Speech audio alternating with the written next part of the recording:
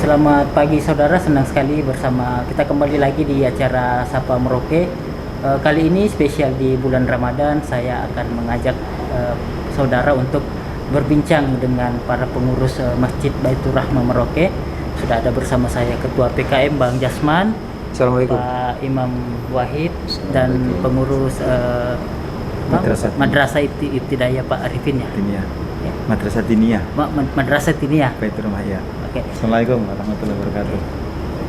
Oke, hari ini kita akan membahas sejarah masjid ini sampai apa saja yang dilakukan untuk memakmurkan masjid, dan juga ternyata ada keterkaitan antara masjid dengan lembaga pendidikan Islam, Bang Jasman ya.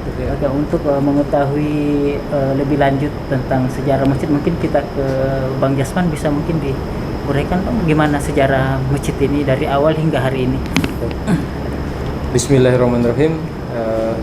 Saya menyampaikan sejarah Masjid Baitur Rahmah ini berawal dari TPQ atau tempat mengaji rumahan, yang dimana kita mulai dari guru kami almarhum Bapak Mahmud Yunus, yang ketika itu kita berjumlah dari 10 anak-anak yang beliau ajar mengaji. Alhamdulillah baru dapat sekitar 3-6 bulan berkembang menjadi hingga 20 anak, sehingga saat itu almarhum Pak Haji Samsudin menawarkan tanahnya untuk dibangun musola kecil untuk menampung kami yang saat itu masih usia SD, untuk bisa mendapatkan tempat mengaji yang layak, karena waktu itu kita 20 orang itu harus ada yang nunggu-nunggu di luar rumahnya Pak Mahmud Yunus. Akhirnya singkat kata Pak almarhum Pak Haji Samsudin dan Bapak Haji Marwan, kebetulan mereka ini adik kakak ipar, sehingga mereka berdua yang mewakafkan tanahnya untuk dibangun musola, dan alhamdulillah berkembang menjadi masjid di tahun pembangunan itu tahun 90-an, dan juga musolanya. Kemudian ini dulunya rawa, dan ketika mendengar ini mau dibangun masjid, saat itu ditambah lagi pewakaf almarhum Nenek Rohana yang memberikan juga tanah untuk dibangun masjid. Akhirnya tanah ini terdiri dari 3 pewakaf, dan alhamdulillah berkat keuletan daripada para sesepuh dulu, para pendiri dulu, di mana waktu itu kita RT-nya masih satu saja, RT 06, waktu itu masih Kelurahan Mandala, yang mana berjibaku orang-orang tua kita dulu. Kebetulan almarhum ayah saya sebagai ketua panitianya pembangunan masjid, almarhum Selamat Sandiran, kemudian bendaharanya waktu itu Bapak Hairun, alhamdulillah masih hidup, beliau sudah berada di Ternate. Kemudian untuk pencari donatur keuangannya itu almarhum Bapak Mursalim. Jadi orang-orang tua inilah yang dulu berjuang, sehingga di tahun 2001 pas 1 Ramadan tahun 2001 itu masjid ini alhamdulillah digunakan perdana untuk pelaksanaan sholat tarawih di bulan Ramadan, sehingga kemarin kita baru melaksanakan milad masjid yang ke-25 tahun. Jadi sejarah singkatnya seperti itu, dan alhamdulillah masjid ini sekarang bukan hanya milik warga RT 6, RT 12, tetapi sudah menjadi masjid umat Islam di Kabupaten Merauke, alhamdulillah. Baik, mungkin saya ke Pak Imam dulu. Ya. Pak Imam, ini dari tahun ke tahun bagaimana perkembangan jamaah dari awal hingga saat, kira-kira mungkin dari awal pembangunan mulai tarwiyah di tahun berapa tadi? Ya. Bang? Tahun 2001. Nah, kebetulan Pak Imam ini masuk di tahun 2010. Beliau ini alhamdulillah sudah 16 tahun bersama kita di Masjid Baitur Rahmah. Bagaimana Ustadz melihat perkembangan jamaah masjid dari masa ke masa ini? Baik, perkembangan jamaah Masjid Baitur Rahmah dari tahun 2010, mulai dari tahun 2010 tampaknya sampai sekarang ini lonjak tajam sekali, apalagi ketika bulan suci Ramadan, ketika sholat Idul Fitri, dan bahkan ketika kita kemarin dilanda corona, itu sempat juga maunya diliburkan Jumatannya, tapi alhamdulillah dengan ikut aturan dari pemerintah, walaupun jaga jarak tetap jamaah tetap dilaksanakan di Masjid Baitur Rahmah. Karenanya pada sampai saat ini alhamdulillah malah tambah banyak sekali, bahkan dari tempat-tempat lain banyak yang singgah ke sini karena memang kondisi masjid dan situasi masjidnya juga aman segala-galanya. Jadi dan tidak ada perbedaan di antara NU dan Muhammadiyah, tapi condong kepada Nahdlatul Ulama. Tentunya para nahdliyin sangat banyak yang ke Masjid Baitur Rahmah ini. Tentunya mari kita tingkatkan tahun demi tahun, mulai dari tahun 2010 ya. Iya. Tahun 2010 ya, sekarang kita menjadikan Masjid Baitur Rahmah ini tidak ada perbedaan di antara ormas yang lainnya. Mari kita jadikan masjid ini sebagai wadah perjuangan, wadah dakwah dalam mengemban amanah yang kemarin sudah dicetuskan, masjid menjadi rahmatan lil alamin. Itu Oke. perkembangannya. Saya menjadi imam di masjid ini selama kurang lebih 16 tahun. Alhamdulillah perkembangannya semakin banyak, dan bahkan kemarin saya sempat isi kultum di tarawih yang kedua malamnya. Saya menyampaikan alhamdulillah apabila masjid ini setiap waktu ya tidak penuh begini ya, separuhnya itu sudah alhamdulillah sangat baik sekali. Hanya saya terima kasih kepada para kaum muslimin wal muslimah yang telah memakmurkan Masjid Baitur Rahmah ini. Semoga diberikan keistiqomahan. Amin. Kita melaksanakan ibadah di bulan Ramadan dan tentunya ibadah sehari-hari, yaitu 5 waktu. Terima kasih. Assalamualaikum warahmatullahi wabarakatuh. Terima kasih Pak Imam. Selanjutnya saya ke Pak Arifin mungkin, karena masjid ini juga karena ada kaitannya dengan sekolah, madrasah ya Pak. Bang, kira-kira bisa dijelaskan nggak awal mulanya sampai hingga hari ini? Oke, bismillahirrahmanirrahim. Salah satu program untuk membangun masjid kan diantaranya adalah ketika masjid itu dipakai untuk belajar mengajar anak-anak, terutama dalam membaca dan menulis Al-Quran. Awal mulanya ya dulu zamannya Pak Khairun, kemudian beliau sudah pensiun Pak ya, pensiun, kemudian beliau pulang kampung ke Ternate. Kemudian proses kegiatan belajar mengajar di TPQ Baitur Rahmah itu dilanjutkan oleh Ibu Wiwi ya, kurang lebih ada 10 tahunan lebih.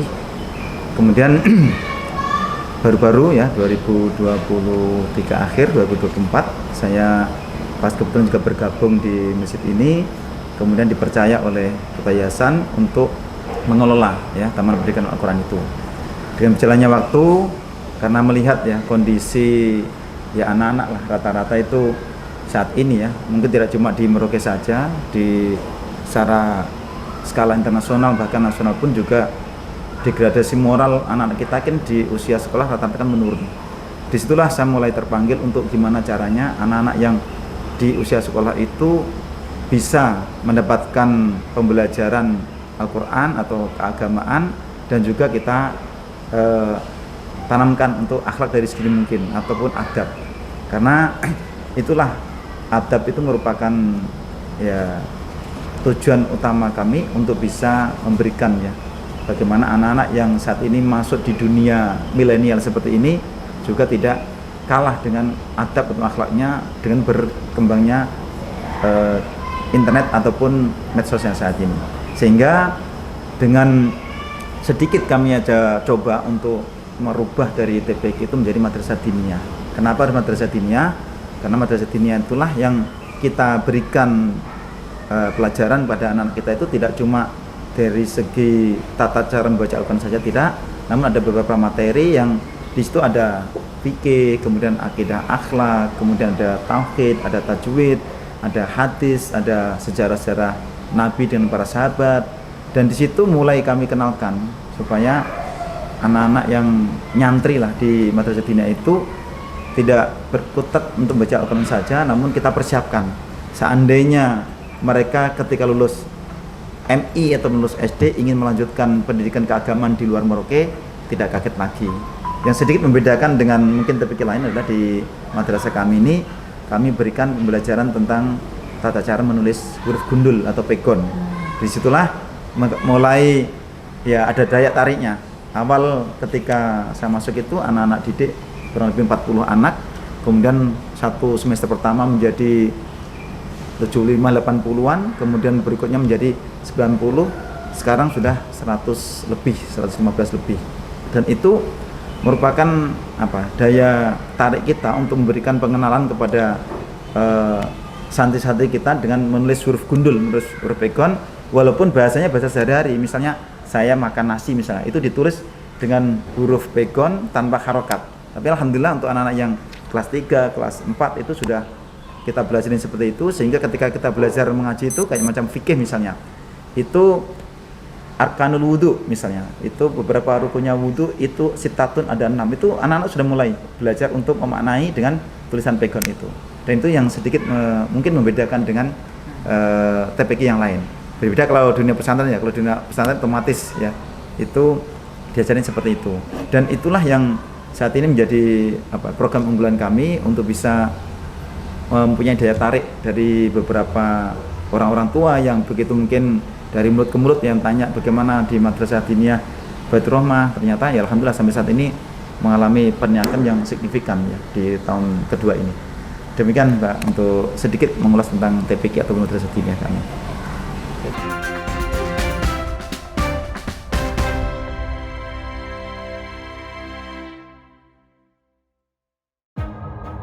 Upaya mencari solusi dari banyak sisi memerlukan pemikiran, kematangan, dan kebaruan. Dengan kesadaran guna menciptakan perubahan. Bersama saya, Yogi Nugraha, dalam Satu Meja The Forum.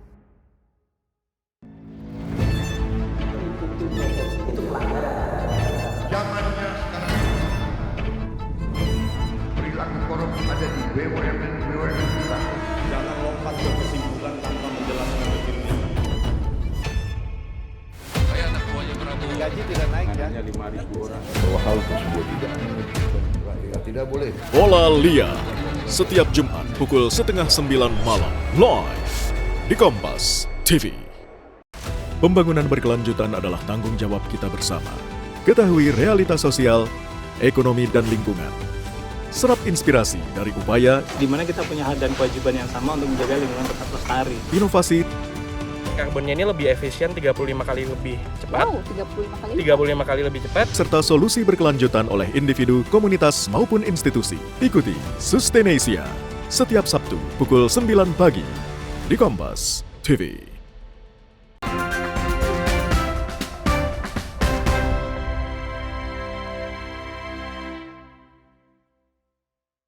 Saya kembali ke Bang Jasman. Bang Jasman ini ditambah dengan anak madrasah Diniyah ini pasti jemaahnya sudah cukup banyak ya, karena anak dari anak santrinya bukan hanya dari warga sekitar aja, sudah jauh-jauh ratusan ya.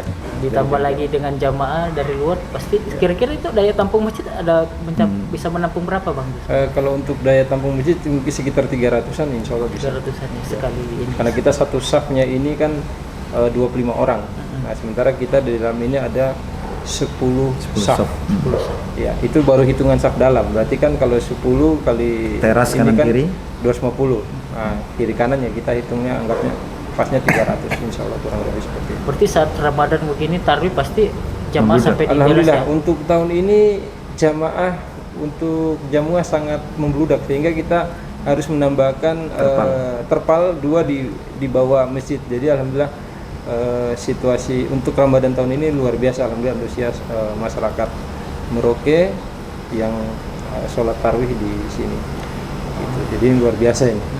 Jadi luar biasa memang Bang Jasman, karena dari tahun ke tahun meningkat, bahkan jamaah sampai membludak sampai keluar. Jadi itu gimana tuh Bang caranya mengelola, apa artinya ini kan tentu ada yang menarik jamaah lah untuk saya mau sholat di Masjid Baitur Rahmah. Kira-kira apa yang dilakukan para pengurus sampai kayak gini? Kira-kira dalam pastinya kan bukan hanya karena ada ini ya, ada karena masuk Ramadan, mungkin ada hal-hal yang lain dilakukan di luar Ramadan. Mungkin kira-kira apa saja kegiatan masjid Bang?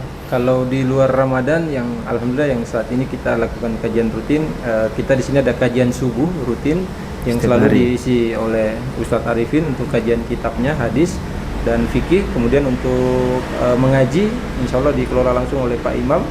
Jadi dalam satu minggu itu kita ada 3 kali ngaji, yang mana alhamdulillah jamaahnya kita di atas 25 orang dan rata-rata orang-orang tua dan anak muda.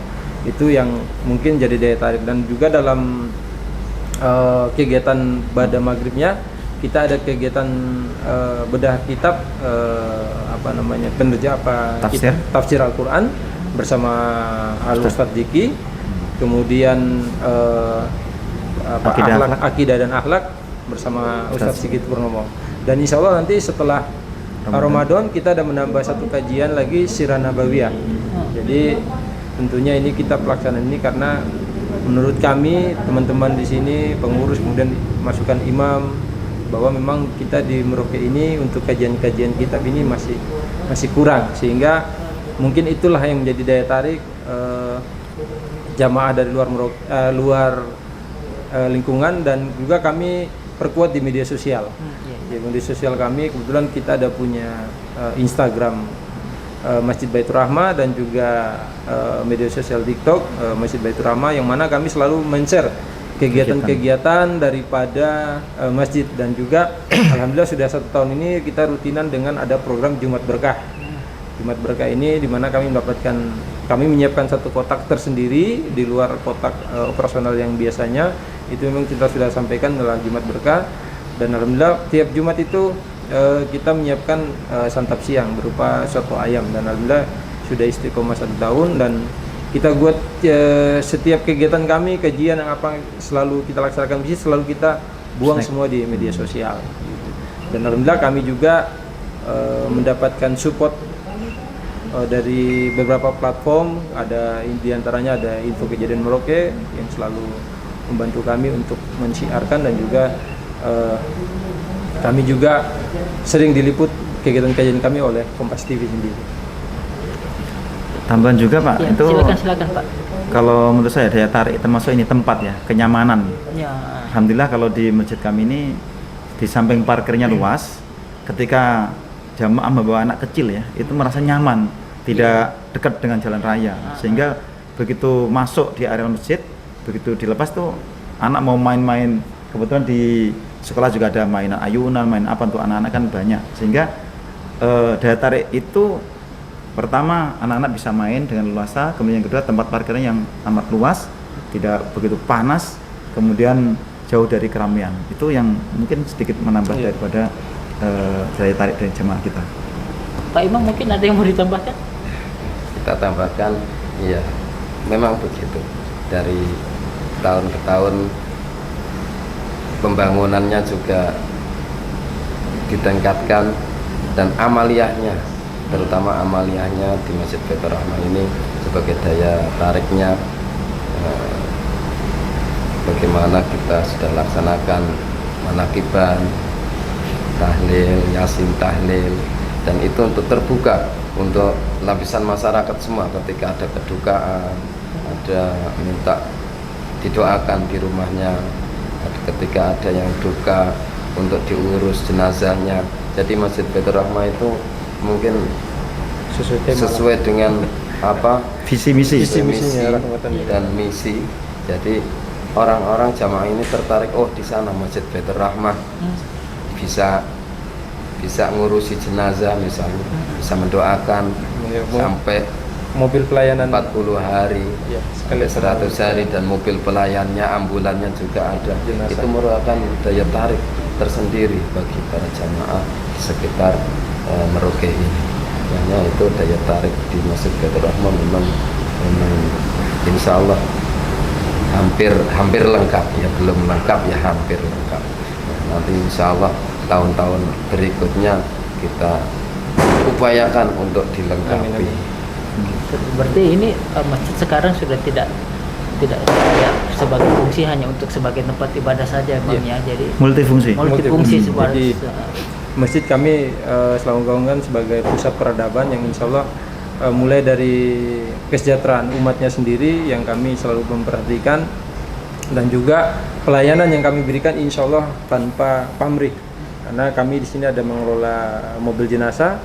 Ketika kami melayani umat, kami tidak menarik tarif harga lain sebagainya. Kami insya Allah melaksanakan itu lillahi ta'ala, karena kami masjid pun sudah mendapatkan operasional daripada jamaah yang sering melaksanakan sholat di sini. Dan alhamdulillah sampai saat ini pun kegiatan-kegiatan kita untuk selama Ramadan ini juga kita membuat kegiatan yang cukup menarik, karena saya mengambil temanya indahnya Ramadan di Masjid Baitur Rahmah, karena kami kegiatan tarawih, kemudian tadarusan, di selain tadarus ada murajaah, ada juga hafalan surat pendek yang dipimpin oleh Ustaz Arifin, kemudian kalau murajaah dipimpin oleh Ustazah Ida, kemudian untuk tadarus sendiri dipimpin oleh Ustaz Wahid. Dan di sela-sela itu juga kita ada kajian subuh yang kita full 1 bulan membahas tentang kitab Arba'in Nawawiyah, hadis Arba'in Nawawi, Arba'in Nawawi. Kemudian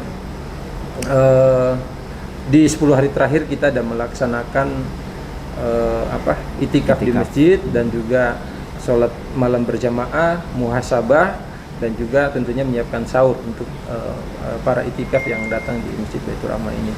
Dan terakhir di 3 hari subuh terakhir di bulan Ramadan biasanya itu kan jamaah pada maju ke depan. Jadi artinya safnya mulai tinggal 1 atau 2. Jadi kita mencoba untuk bagaimana mengajak jamaah untuk kembali, dan insya Allah kita ada namanya program subuh bahagia, di mana ketika pulang itu jamaah kita bekali dengan oleh-oleh sehingga bisa menyambut bulan hari kemenangan Idul Fitri dengan bahagia juga di rumah. Tentunya seperti itu, dengan harapan dakwah saat ini sudah bukan hanya sekedar kita berbicara di mimbar saja, tapi kita dakwah juga untuk bagaimana bisa mensejahterakan. Jadi bukan masjidnya yang sejahtera, sebenarnya yang kita harus sejahteranya jamaahnya.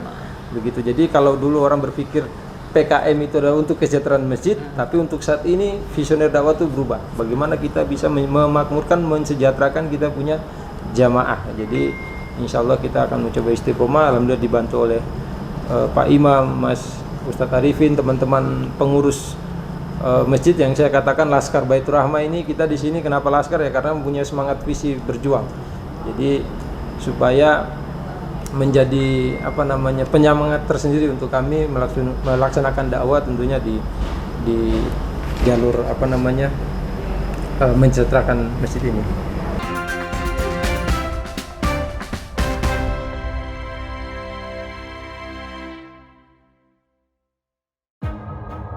Upaya mencari solusi dari banyak sisi memerlukan pemikiran, kematangan,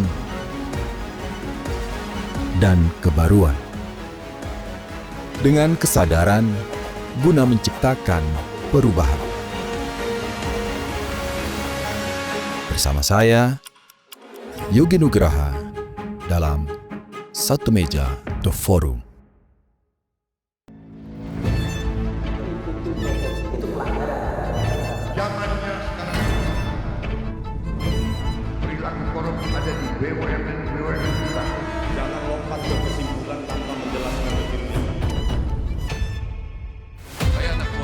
Gaji tidak naik ya. Hanya 5.000 orang. Bahwa hal tersebut tidak boleh. Bola Liar setiap Jumat pukul 8:30 malam live di Kompas TV.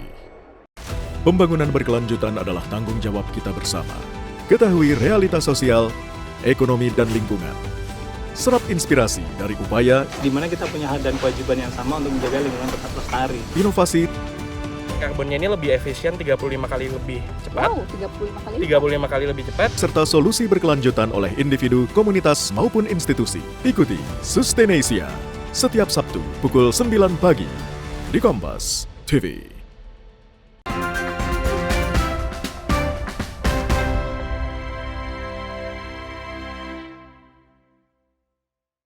Seperti itu.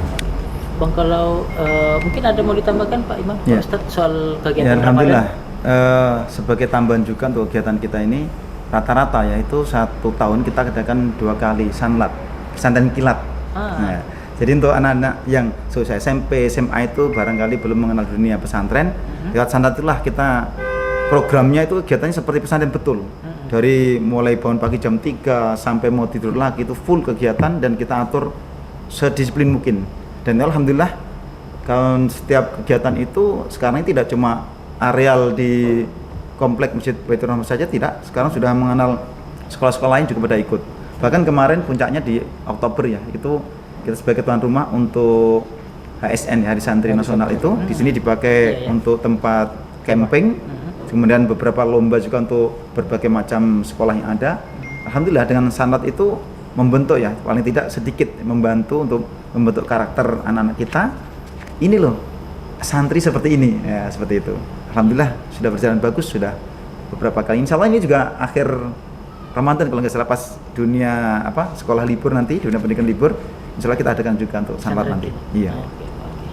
Pak Imam mungkin ada yang mau ditambahkan? Ya, penambahannya yang terakhir ini, insya Allah nanti ketika kita memperingati Nuzulul Quran, kita adakan khataman semaan mulai dari pagi sampai Habis subuh itu. khatam. Jadi 30 juz mulai dari pagi sampai khatam, diusahakan khatamnya nanti jam berapa. Jadi untuk menyambut Nuzulul Quran nanti beda dari tahun-tahun yang sebelumnya. Tahun-tahun sebelumnya kita hanya dengan penceramah, dengan kajian, tapi ini ditambah dengan memuliakan Al-Quran, dengan tadarus, dengan semaan yang hafidhah. Misalnya nanti diundang berapa orang, kita baca, kita nyemak, yang belum hafal kita nyemak, yang hafal yang membacanya. Jadi itu untuk meningkatkan kualitas dan daya tarik Masjid Baitur Rahmah ini. Itu sedikit tambahan dari saya. Oke Bang, mungkin kita sudah mau sampai di penghujung acara mungkin, tapi salah satu mungkin dari perkembangan jamaah terus berkembang, terus ada tantangannya juga Bang Jasmannya, Pak Ketua PKM, Pak Ustadz, mungkin dari segi sudah memikirkan tidak ada pengembangan masjid untuk menambah daya tampung jamaah kira-kira Bang? Jadi karena melihat ini kan antusias jamaah kan makin meningkat ini. Baik Bang Syarif, untuk kita sendiri yang manajemen dalam Masjid Baitur Rahmah ini, insya Allah kami mempunyai yang selalu kami utamakan adalah bagaimana pembangunan SDM-nya. Karena kami menjadi patokan kami adalah ketika pelaksanaan sholat rawatibnya atau sholat wajibnya, ketika jamaah itu belum melebih dari 4 saf, itu mungkin kami masih belum berpikir untuk ada pengembangan.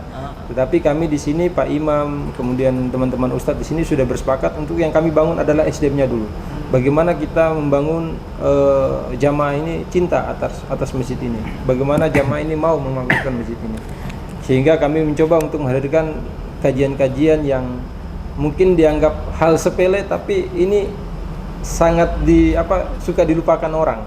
Jadi alhamdulillah kalau kita bilang cinta Nabi, tapi kita sendiri tidak memahami sejarah Nabi seperti apa. Jadi kita memberikan kajian-kajian ringan sehingga bisa memantapkan hati jamaah untuk bisa mau kembali ke masjid, memakmurkan masjid. Jadi memang untuk yang kami bangun adalah SDM-nya, dan insya Allah ketika SDM ini terbentuk, kita akan berangsur untuk adanya pembangunan TPQ dan aula atau ballroom yang insya Allah akan kami kembangkan untuk menunjang wakaf produktif daripada Masjid Baitur Rahmah. Insya Allah kami sementara masih melakukan perencanaan, masih melakukan perhitungan sehingga bisa kami launching nanti insya Allah dalam waktu bulan Ramadan ini.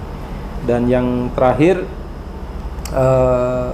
Masjid Baitur Rahmah ini mempunyai visi misi adalah rahmatan lil alamin. Jadi teman-teman dari manapun, baik mau dari Ormas Muhammadiyah, mau dari Nahdliyin, Nahdlatul Ulama, maupun dari Jamaah Tabligh, silakan bisa bersama kami, bersamai di sini untuk sama-sama membangunkan Masjid Baitur Rahmah. Jadi memang dari dulu pendiri-pendiri kami atau para sesepuh kami menjadikan masjid ini adalah masjid rahmatan lil alamin. Jadi semua golongan bisa masuk, dan insya Allah untuk kemajuan dan perkembangan umat Islam khususnya di Kabupaten Merauke. Oke, baik, tidak terasa mungkin Bang Jasman kita sudah di penghujung acara. Masih banyak sebenarnya yang ingin saya tanyakan, karena hari ini saya berdiskusi, saya banyak tahu ternyata ada banyak kegiatan yang dilakukan masjid, dan hanya sebagian saja yang sempat kadang saya ikuti karena sesekali mampir ke sini. Terima kasih atas waktunya Bang Jas, Ketua PKM Masjid Baitur Rahmah, Pak Terima Imam, kasih Bang Sarif, Ustadz Arifin. Oke, dan saudara, hari ini sampai di sini dulu perjumpaan kita dalam Sapa Merauke edisi Ramadan kali ini. Sampai jumpa.